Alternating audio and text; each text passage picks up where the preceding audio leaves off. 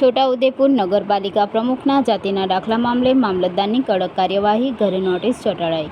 છોટાઉદેપુર નગરપાલિકાના પ્રમુખ મંજુલાબેન કોહલીના જાતિના દાખલાને લઈને વિવાદ વધુ ઘેરો બન્યો છે। વારંવાર સૂચના આપવા છતાં જાતિના અસલ દાખલા રજૂ ન કરાતા આખરે મામલતદાર કચેરી દ્વારા કડક વલણ અપનાવવામાં આવ્યું છે।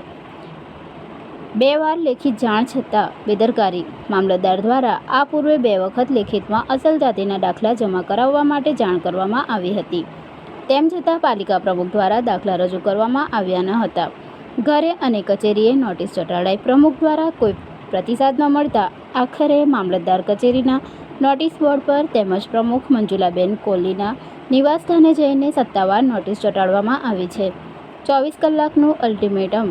પ્રશાસન દ્વારા આ નવી નોટિસમાં માત્ર એક જ દિવસમાં 24 કલાકમાં જાતિના તમામ અસલ દાખલા કચેરી સમક્ષ જમા કરાવવાનો આદેશ આપવામાં આવ્યો છે। દાખલા રદ થવાની ભીતિ।